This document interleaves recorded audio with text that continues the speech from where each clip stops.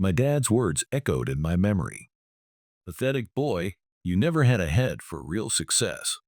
It wasn't long after Nexus Financial Tech started getting national attention, after I was hailed as one of the youngest founders making waves in the financial technology sector. Instead, I think back to last Thanksgiving. I tried to tell everyone about the big tech award Nexus had just won, about being invited to speak at a major conference. But just then, my cousin got praised for a minor promotion at his corporate job. Dad beamed. Now that's a real, stable career, son, he declared, slapping my cousin on the back. My news died on my lips, completely ignored. Dad didn't even glance my way. He was too busy checking stock prices on his phone. My name is Ethan Hayes. I'm 23 years old, and I build Nexus Financial Tech, a fintech startup predicting market trends, right here in Harbor City, South Carolina. Where I'm from, success means calloused hands and a sunburned neck. My father, Robert Hayes, ran Evergreen Solutions, a local landscaping business, for over 30 years. He firmly believed a man's worth was measured solely by the sweat on his brow and the dirt under his fingernails. When I chose computer science and algorithms over taking over Evergreen, the disappointment in his eyes felt sharper than any pruning shears, cutting deeper than any shovel could ever dig. For 3 intense years, I poured everything I had into developing an algorithm, one that could predict financial market shifts with uncanny accuracy, potentially outperforming even the established giants. Nights, weekends, holidays, all spent hunched over my laptop while my friends were out partying, dating, living their actual lives. My dad would often walk past my makeshift workspace, just a corner of my cramped apartment. He'd shake his head slowly, a sigh escaping his lips. Boys wasting time with computers, I'd hear him mutter under his breath. He saw it as nothing more than a frivolous game. Each time I heard it, that dismissal, a fire ignited in my gut. I'd bury myself back in the code, pushing myself for another hour, then another, fueled by a stubborn need to prove him wrong. Just last month, during Sunday dinner, I overheard him on the phone with Uncle David. "Ethan? Oh, he's still tinkering with those computer things," Dad said, his voice laced with amusement. "Mark my words, he'll come crawling back looking for real work before summer's over." He chuckled, a sound that scraped against my raw nerves. "That boy couldn't sell ice in a blizzard," he added dismissively. My jaw tightened, but I didn't say a word.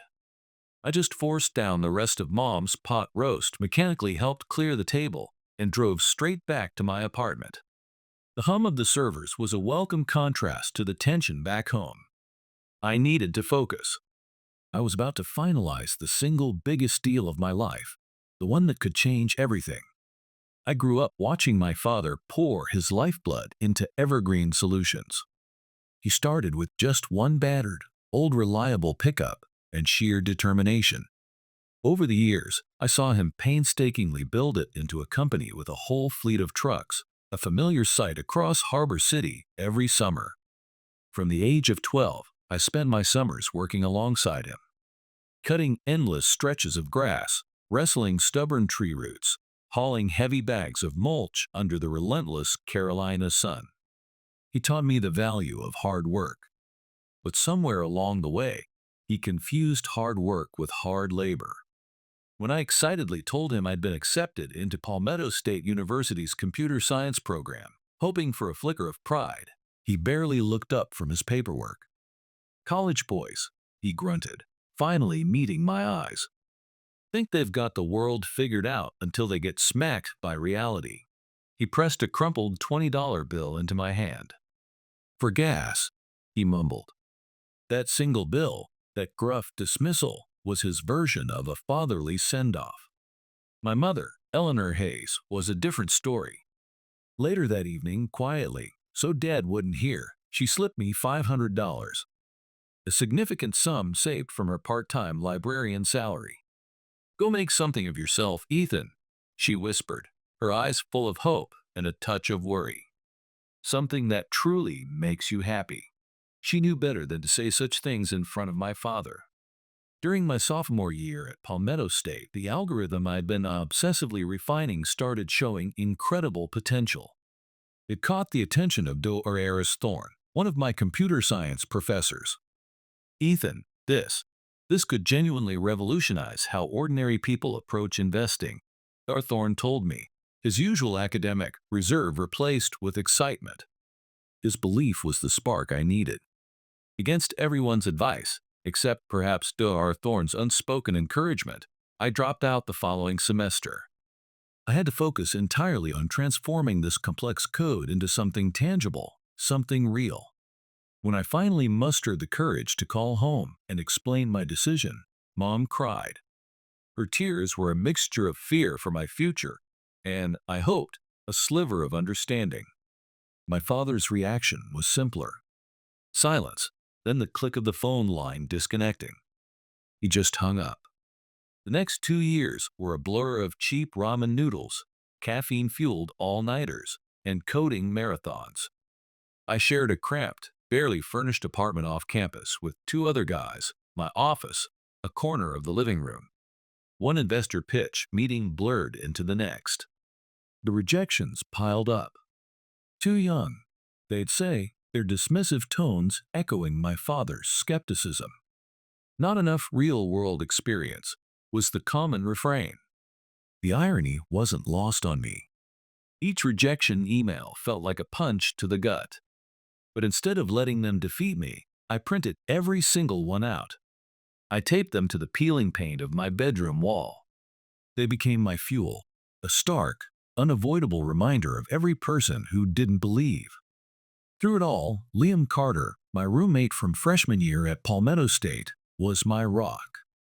He'd materialize with pizza when he knew I'd forgotten to eat for the past 12 hours. He'd patiently proofread my rambling pitch decks, offering surprisingly insightful feedback. Crucially, Liam never once wavered in his belief that I would eventually make it. "Ethan, you're literally the smartest person I know," he'd insist, clapping me on the back. "Just promise you won't forget us little guys when you're swimming in venture capital," he'd joke, lightening the mood. Meanwhile, back home, my father's thinly veiled criticisms grew sharper, more pointed. At Thanksgiving dinner, surrounded by relatives, he introduced me to one of his evergreen clients. "This is my son, Ethan," he said with a forced smile. "He's still figuring things out." At Christmas, amidst the festive cheer, he cornered me.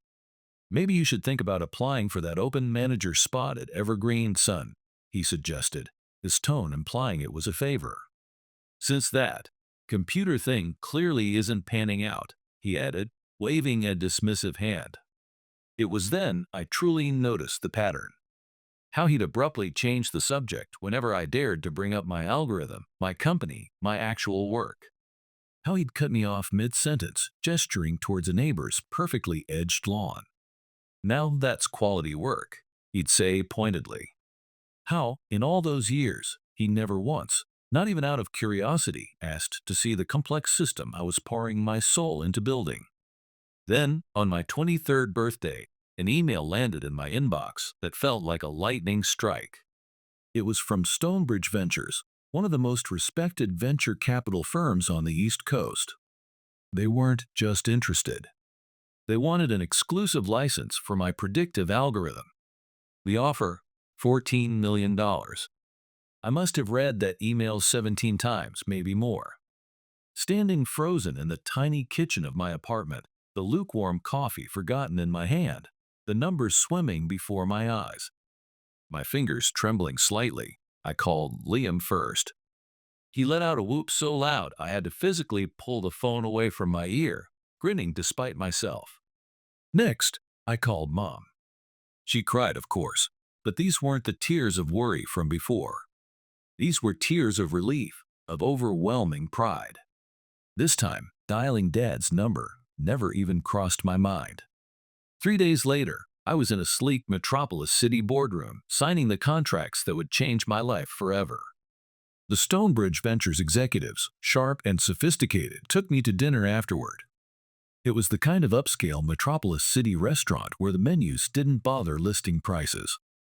Their CEO, A formidable woman named Victoria Sterling raised her crystal glass. "To Ethan Hayes," she declared, her voice crisp and confident. "And to the future of finance." Glasses clinked around the polished table. I managed to smile, playing the part of the newly minted tech prodigy. But beneath the surface, a familiar echo resonated. My father's dismissive voice. "Pathetic boy," it whispered in my mind. "You never had a head for real success." Later that night, alone in my luxurious Metropolis City hotel room overlooking the glittering skyline, my phone buzzed. It was a text from my cousin, Noah Miller. Noah was probably the only one in the entire Hayes clan who'd ever shown genuine, unprompted interest in what I was actually building. "Dude, just saw the article in the Financial Chronicle." The text read, "Holy crap, Ethan, you're freaking famous. Dollar, dollar, dollar, dollar." My heart pounded as I flipped open my laptop. And there it was. My face, younger and more stressed than I remembered, staring back at me. Nexus Financial Tech. My story splashed across the homepage of the Chronicle and half a dozen other major financial news sites. Headlines screamed variations of 23-year-old Palmetto State dropout lands eight-figure deal with investment giant. The article mentioned my age, 23, no less than 3 times in the first 2 paragraphs. As if dropping out of Palmetto State and being young were the most remarkable parts of the achievement, not the years of relentless work or the algorithm itself. I snapped the laptop shut, the sudden silence amplifying the hum of the city below. I walked to the floor-to-ceiling window and just stared out at the vast, indifferent expanse of the Metropolis City skyline. The simmering anger I'd carried for so long wasn't there anymore. Neither was the familiar sting of being misunderstood or dismissed. Instead, I felt a strange, unexpected clarity. Sharp and cool, like watching the morning fog burn off the Ash River back in Harbor City. And in that moment of quiet focus, high above the city that represented everything my father distrusted, I knew exactly what I needed to do next. I flew back to Harbor City the next day, not to the fanfare my younger self might have imagined, but with a quiet resolve. I knew Dad's usual Sunday routine. Not a big barbecue to show off, but the quiet ritual of Sunday dinner, where the unspoken tensions always simmered just beneath the surface. I decided to arrive just before dinner, when I knew he'd be in his den, reviewing the week's ledgers for Evergreen Solutions. I pulled my beat-up sedan into the familiar driveway, the gravel crunching under the tires. I parked beside Dad's old reliable pickup, the faded green paint a testament to years of hard work. His kind of hard work. Taking a deep breath, I steeled myself. This wasn't about rubbing his nose in my success, not entirely. This was about finally forcing him to see me, to acknowledge what I had built on my own terms. I walked up the familiar path to the back door, carrying nothing but the weight of years of unspoken frustration and the keys to my old car. Opening the door, I stepped into the kitchen. Mom looked up from the stove, surprise and worry instantly clouding her face. Dad's gruff voice drifted in from the den. My mother quickly wiped her hands on her apron. "Ethan, honey, I didn't know you were coming," she whispered, glancing nervously towards the den. I walked towards the den. Dad was hunched over his large oak desk, papers spread out before him, a pen clamped between his teeth. I cleared my throat. "Dad?" He looked up, his expression shifting from concentration to surprise, then quickly hardening into his usual guarded skepticism. He leaned back in his worn leather chair, forcing a semblance of politeness, the kind he reserved for difficult clients. "Well, well," he began, his voice tight. "Look who decided to descend from his ivory tower in Metropolis City." He didn't get up, didn't offer a handshake or a clap on the shoulder. Just watched me, his eyes narrowed.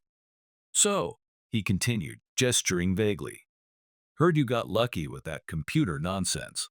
The air crackled with unspoken history. Mom hovered anxiously in the doorway. "It wasn't luck, Dad," I stated, keeping my voice level, though it took effort. "Oh, right," he scoffed, picking up his pen again, as if dismissing me. Stonebridge Ventures licensed my algorithm exclusively. I pressed on. The deal was for $14 million. Silence! He stopped fiddling with the pen.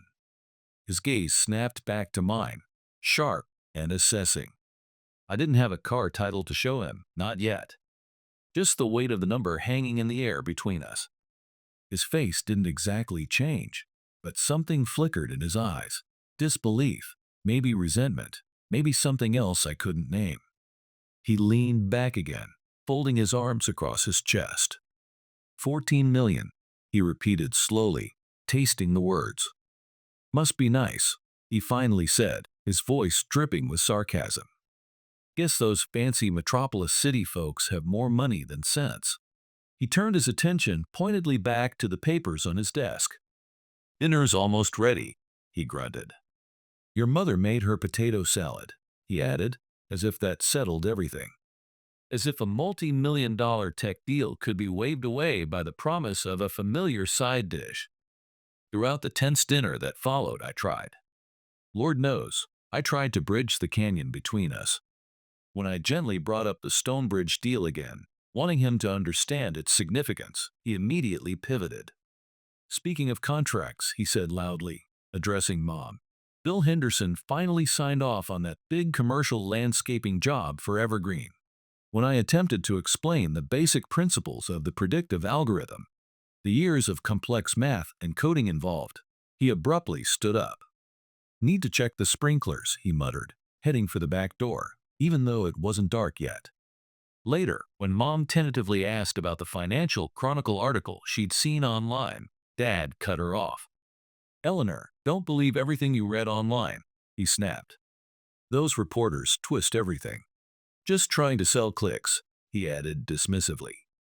The evening wore on, heavy with unspoken words. After Mom went to bed, exhausted from the tension, I found Dad back in his den.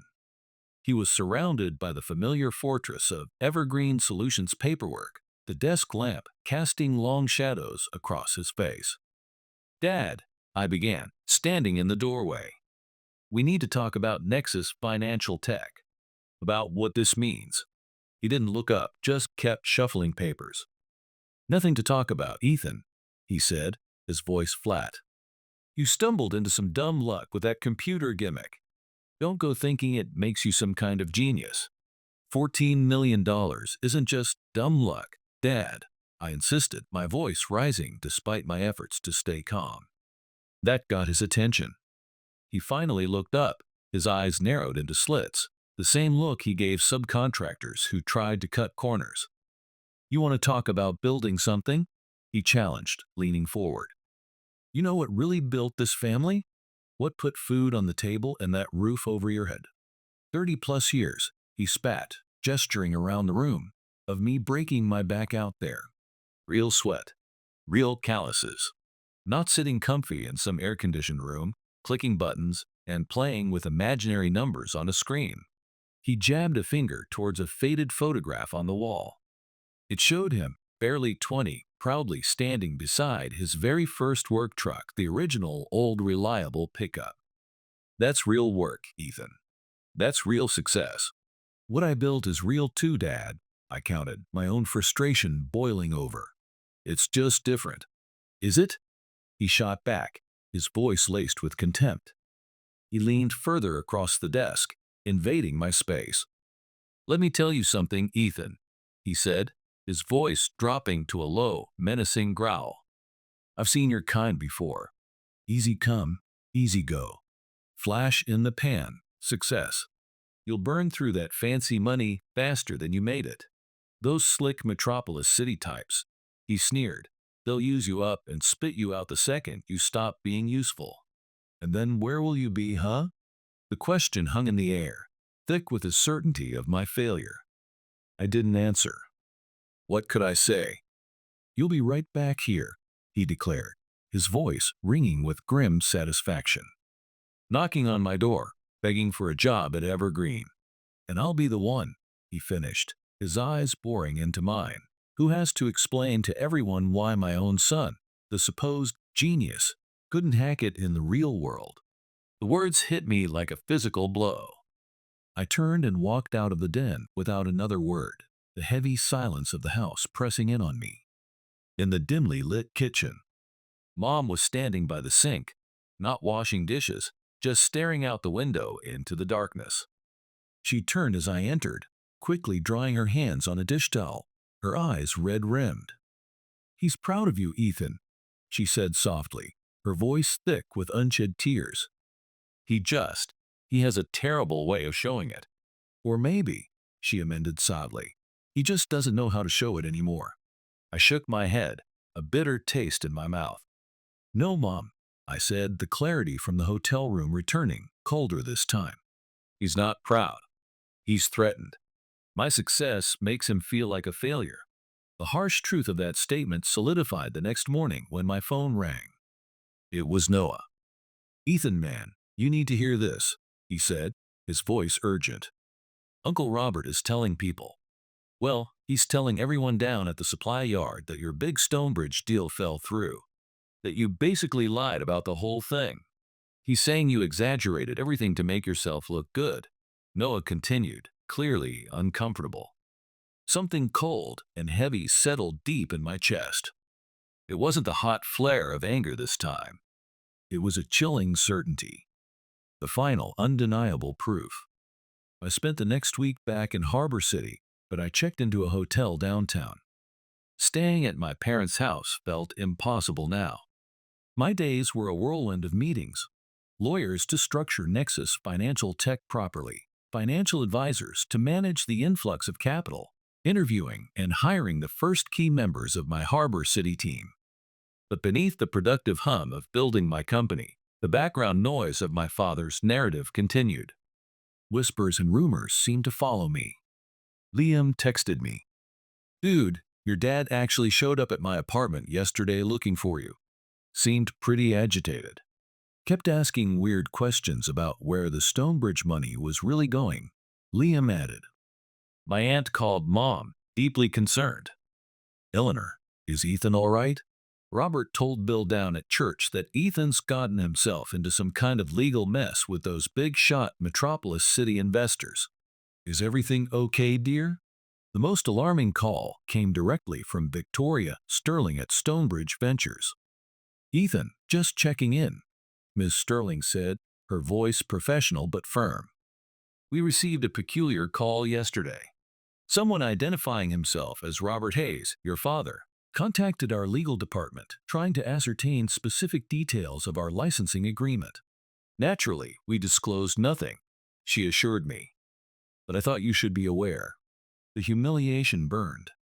That Tuesday afternoon, knowing Dad would be out on an Evergreen Solutions job site, I drove back to my parents' house. Mom let me in, her movements quick and nervous. She fussed around the kitchen, making coffee neither of us wanted, avoiding my eyes.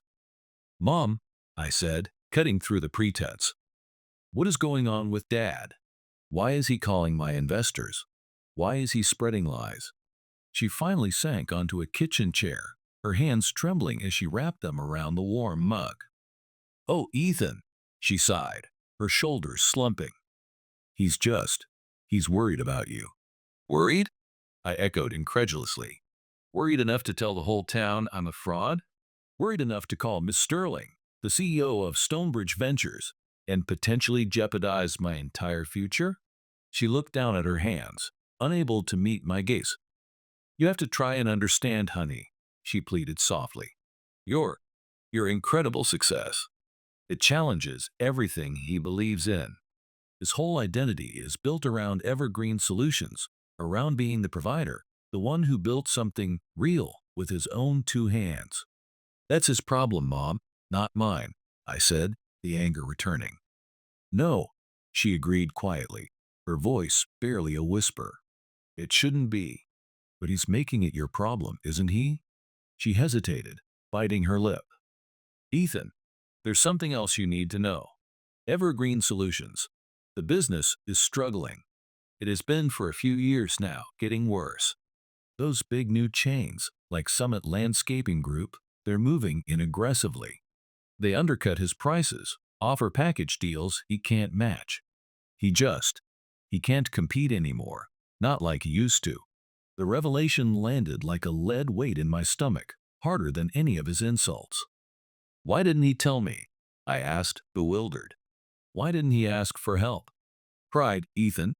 Mom said simply, her eyes filled with sadness. It's the same stubborn pride that stops him from celebrating your success. Because in his mind, if he admits your way, the computers, the algorithms, the imaginary numbers actually worked. It means his way, the only way he's ever known, has failed. I left Mom sitting at the kitchen table, clutching her cold coffee, after making a vague promise to try and help, to fix things somehow. But as I drove away from the house built on landscaping contracts, I realized the problem ran far deeper than just wounded pride or financial trouble. This wasn't just about Dad's stubborn pride. It was about his fear. The deep, gnawing fear that my success, built on code and data, represented a future that had no place left for men like him, men who built things with their hands. That evening, wrestling with this new understanding, I called Uncle David, Dad's younger brother, and his reluctant partner at Evergreen Solutions. We met for a beer at a quiet bar downtown, away from prying eyes and ears. He remortgaged the house, Ethan, Uncle David confessed, staring intently into his half-empty beer glass, avoiding my eyes. 3 years ago, he continued, his voice low, he poured everything back into Evergreen. New trucks, fancy new mowers, all that equipment, trying desperately to keep up with Summit and the other big guys. It's not working. He's drowning in debt. A cold dread spread through me. Why are you telling me this now, Uncle David? Uncle David finally looked up, his expression a mixture of guilt and desperation. Because yesterday, he admitted, Robert asked me. He asked if I thought you, with your newfound computer money as he calls it, might be willing to invest. Bail out Evergreen Solutions. He's working himself up to ask you, Ethan. He plans to approach you about it soon. I leaned back in the booth, the irony hitting me full force. So let me get this straight, I said slowly. He goes around town telling everyone my success isn't real, that I'm a liar or a fool. But secretly, he wants my imaginary money to save his real business? Oh, he believes your success is real now, all right. Uncle David sighed. He just can't bring himself to admit it. Not to you, maybe not even to himself. Look, Ethan, Uncle David said, leaning closer. Your father, Robert. He's the proudest, most stubborn man I know. He genuinely built something from nothing with Evergreen. But the world changed around him, and he refused to change with it. On my drive back to the hotel, pulled by an instinct I didn't fully understand, I took a detour past the Evergreen Solutions office. It was late, well past closing time, but the lights in his small office were still blazing. I pulled over across the street, killing my headlights, and just watched him through the blinds.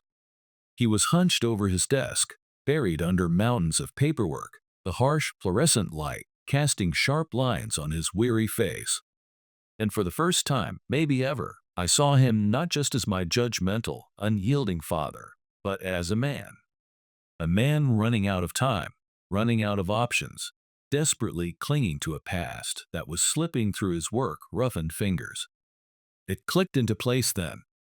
His relentless attacks on me, the lies, the dismissal, they weren't just about him resenting my success. They were about using my success, or rather his twisted version of it, as a shield. A way to explain his own looming failure. If my computer gimmick was just luck or foolishness, if my way was fundamentally wrong, then his way wasn't actually failing. It was just tragically underappreciated. Noble, even in a world too stupid to value real work anymore. It was a narrative that protected his pride, even as his business crumbled around him. The following morning, as if summoned by my late-night epiphany, I received a curt text message from him. Ethan, need to discuss a potential business opportunity. Dinner tomorrow? My place, 7 p.m. My fingers hovered over the keyboard. Then, I typed back a single word. Yes, but I had no intention of going to that dinner. Not the dinner he was planning, anyway. Instead, I spent the entire day and the next putting a different kind of plan into motion. My plan. First, I called Victoria Sterling back at Stonebridge Ventures. Miss Sterling, I began, I need some intel, off the record if possible, on the landscaping industry here in the Harbor City area. Specifically, I need to know which larger companies are actively expanding or looking for acquisition targets. Her resources were formidable. By noon, I had a detailed dossier on the top 3 landscaping conglomerates operating in the state, including Summit Landscaping Group. By 3 o'clock that afternoon, leveraging the Stonebridge Ventures name, I had secured introductory meetings with the CEOs of 2 of them for the following day. Next, I contacted a top commercial real estate agent in Harbor City. I'm looking for warehouse space, I told them. Something substantial, suitable for converting into a state-of-the-art tech incubator, preferably in the old industrial district down by the Ash River. The following morning, my first meeting was with Marcus Thorne, the ambitious CEO of Summit Landscaping Group, the company rapidly eating into my father's market share. Mr. Thorne was sharp-driven and openly looking to consolidate his position as the #1 player in the state. Evergreen Solutions? Mr. Thorne mused when I carefully steered the conversation toward potential acquisitions of smaller, established local companies. Yes, we've had our eye on Robert Hayes' operation for a while now. He's got a prime service area, a surprisingly loyal customer base, despite his outdated methods, Thorne admitted frankly. But Robert? He's old school. Stubborn. He won't even take my calls to discuss a buyout. What if I could facilitate that conversation? I asked carefully. What if I could bring not just Evergreen's assets to the table, but also a technology partnership? Leverage Nexus Financial Tech's platform to streamline Summit's operations statewide? Thorne's eyes lit up with interest. By that evening, after intense negotiation leveraging my tech proposal, I had a preliminary offer from Summit Landscaping Group in writing. Summit would acquire Evergreen Solutions for $2 million, significantly more than its current distressed value, enough to clear its debts and provide a comfortable cushion. Crucially, the offer included a 5-year employment contract for Robert Hayes, not just as a token regional manager, but as Director of Traditional Industries Integration, leveraging his decades of experience. Furthermore, Summit guaranteed that all of Evergreen's current employees would retain their jobs, transitioning to Summit's more comprehensive benefits package. Simultaneously, my real estate agent had secured a lease on a promising 15,000 square foot warehouse overlooking the Ash River. Renovations to convert it into the new Nexus Financial Tech headquarters and incubator space were already being planned. I wasn't just visiting Harbor City anymore. I was bringing Nexus Financial Tech home. The final, crucial piece fell into place when I called Noah. He'd just graduated from Palmetto State with a business degree and was job hunting. Noah, I said, how would you like to be the first chief operating officer of Nexus Financial Tech? Wait, what? He stammered. Are you serious, Ethan? But I've never run anything before, he protested. Neither had I when I started, I reminded him. But you get it. You believe in what we're building. That's what matters most right now. It was now 3 days after I'd stood up my father for that business opportunity dinner. His text messages had progressed from confused to annoyed and were now bordering on furious. I hadn't responded to any of them. Instead, late that Friday afternoon, I walked into the Evergreen Solutions office unannounced. I carried a single, unmarked folder in my hand. He looked up from his cluttered desk, his face instantly darkening with anger when he saw me. So, he bit out, his voice tight with resentment. The boy wonder finally decides to grace me with his presence. After blowing me off? Ignoring his bait, I calmly placed the folder directly in front of him on the desk. This, I said quietly but firmly, is more important than dinner, Dad. What the hell is this? He demanded, eyeing the folder with suspicion. Your generous offer to invest in my failing business? His tone was pure mockery. No, I replied evenly. It's an acquisition offer from Summit Landscaping Group. They want to buy Evergreen Solutions. The angry color drained abruptly from his face, leaving it pale and slack. His eyes shot to mine, wide with disbelief and fury. You went behind my back? He whispered, aghast. No, Dad, I corrected, holding his gaze. I went ahead of you. Because you couldn't. Evergreen is failing, I stated, laying the hard truth bare. We both know it. Uncle David knows it. Mom knows it. This offer, I tapped the folder, saves it. It keeps your legacy, 30 years of hard work, intact. Your guys, the crews who've been with you for years, they all keep their jobs, with better benefits than Evergreen could ever afford. And you, I continued, you stay on, not just as some figurehead, but as Director of Traditional Industries Integration for Summit, with a salary, a contract, and profit sharing based on the division's success. He stared at me, speechless for a moment, processing the information. Then, his face contorted with a different kind of rage, the rage of wounded pride. So that's your grand plan, huh? He finally choked out. Sweep in with your fancy metropolis city connections. He spat the city name like poison. And your dirty computer money, and just take over the business I built? His voice rose with each word trembling with outrage. I shook my head slowly, refusing to be drawn into his anger. The business you built is dying, Dad, I repeated softly but relentlessly. This saves it. It saves your employees. It saves your reputation. It saves you. He surged to his feet, his chair scraping loudly against the worn linoleum floor. He was trembling, whether from rage or despair, I couldn't tell. Get out, he ordered, his voice hoarse. Just get out of my office. There's one more thing, I said, reaching into the inner pocket of my jacket. I placed a single, sleek car key on the desk beside the acquisition offer. The key fob bore the logo of a high-end European automaker known for its understated luxury sedans. This is for you, I said. He stared down at the key as if it were a venomous snake. What the hell is this supposed to be? He demanded, his eyes flicking back to mine, narrowed with suspicion. It's the key to the new sedan parked outside, I explained calmly. The kind you always said you'd buy, if you ever hit the lottery. Remember? Consider it part of the deal. A signing bonus, maybe. I don't want your damn charity, Ethan, he exploded. It's not charity, Dad, I said firmly. It's an advance. On the future. Yours and mine. I turned and walked towards the door, my hand on the knob. Then I paused and looked back at him, standing rigid behind his desk. The Summit offer, I clarified. It expires in 48 hours. After that, Mr. Thorne approaches other acquisition targets. They won't wait. Think about the guys, Dad. Think about their families. Think about Mom. I didn't wait for a response. I walked out, closing the door quietly behind me. As I reached the outer office, I heard the distinct metallic clink of the car key being picked up from the desk.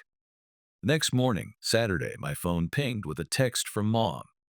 He took the new sedan out this morning. It read. Didn't say a word to me about it. Just got in and drove off. Then, later that evening, another text. Robert called Marcus Thorne at Summit Landscaping Group about an hour ago. 24 hours after that, my phone rang again. It was Uncle David. They have a deal, Ethan, he said, relief heavy in his voice. In principle, at least. Lawyers are drawing it up now. I stayed out of it, watching the final negotiations unfold from a distance, saying nothing unless asked directly by the lawyers. A week later, I found myself observing quietly from the back of a sterile conference room as my father signed the final documents. Signing away Evergreen Solutions, the company he had poured over 3 decades of his life into building. Sitting there under the fluorescent lights of the Summit Landscaping Group headquarters, he looked smaller somehow. Vulnerable in a way I'd never seen before. But when he stood up and walked out of that room, the keys to the sleek, dark gray sedan heavy in his pocket, his shoulders, though slumped with weariness, were undeniably straight. he hadn't broken. 2 months later, I stood on a hastily constructed stage in the cavernous, newly renovated space that was now the official headquarters of Nexus Financial Tech. Sunlight streamed through the massive industrial windows, illuminating the controlled chaos of a startup hitting its stride. Around me buzzed a crowd of nearly 200 people. My rapidly growing team of employees, young, eager faces excited about building the future.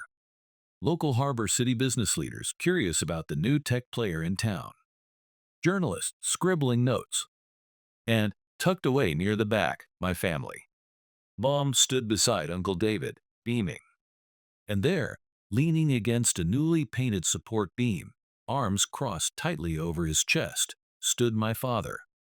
He looked profoundly uncomfortable, out of place amidst the gleaming laptops and modern furniture, like a sturdy oak tree transplanted into a sterile greenhouse. Today, I began, my voice amplified by the microphone, echoing slightly in the large space. We are officially launching Nexus Financial Tech. Our core mission, I announced, looking out over the faces, is simple yet ambitious: to democratize financial technology, to make sophisticated predictive tools accessible and understandable for everyone, not just the exclusive clubs on Wall Street or in Metropolis City. And we are incredibly proud, I added, my voice ringing with genuine conviction, to be building this future right here in Harbor City. Warm applause filled the renovated warehouse space. I let it fade slightly before continuing. But we're not just building algorithms in isolation. We believe technology thrives when it connects with and supports the existing fabric of a community. That's why today, I'm also thrilled to announce our first major local partnership. Nexus Financial Tech, I declared, is making a strategic investment of $2 million in Summit Regional Holdings.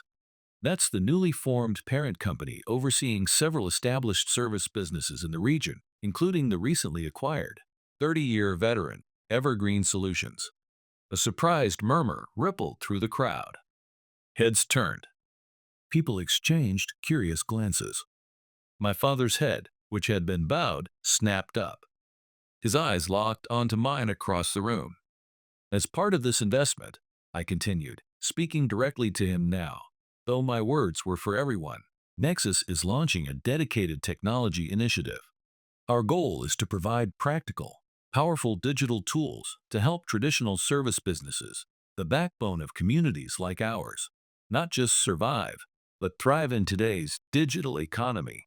And I am incredibly pleased and personally honored to announce that Robert Hayes will be spearheading this vital initiative as Summit's new Director of Traditional Industries Integration. This time, the applause was thunderous, genuine, recognizing the significance of bridging the old and the new. I held my father's gaze across the cheering room.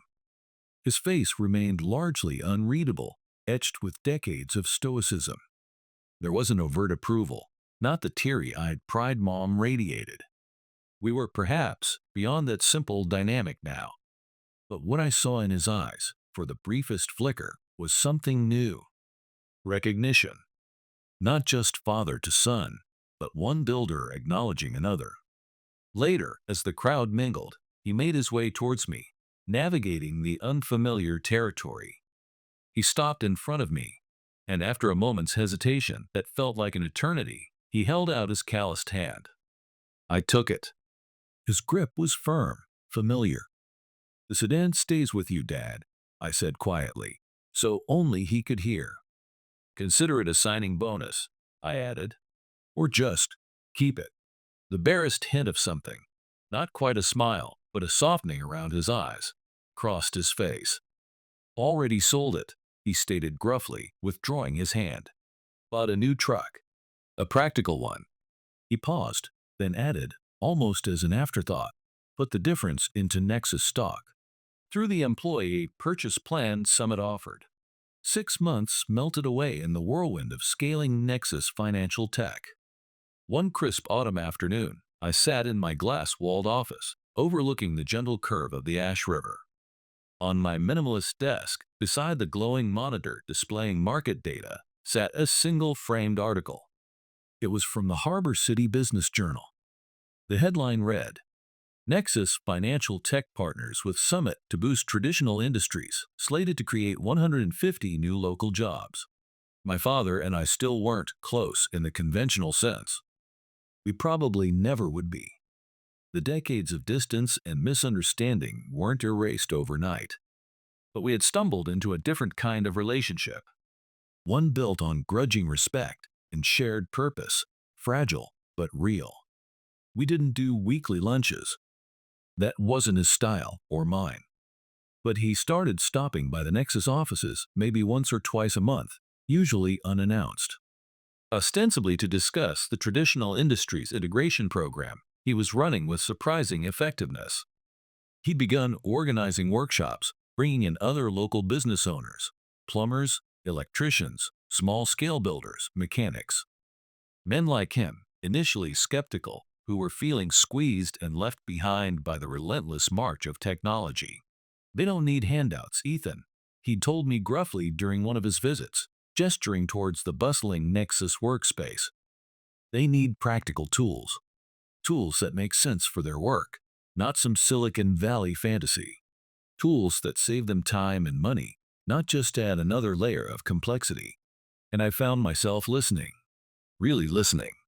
Because, stripped of the resentment and pride, he was absolutely right. The technology initiative, fueled by the Nexus platform and Dad's grounded, pragmatic leadership, was exceeding all expectations. His deep understanding of the trades, combined with our team's ability to tailor user-friendly software solutions, proved potent. Summit Landscaping Group, using our integrated scheduling and resource management tools, had streamlined operations and successfully expanded its digitally enhanced traditional services model into 2 neighboring states. The former Evergreen Solutions employees, now part of Summit, not only had job security but also access to stock options and significantly better healthcare plans. Mom had finally taken early retirement from the library.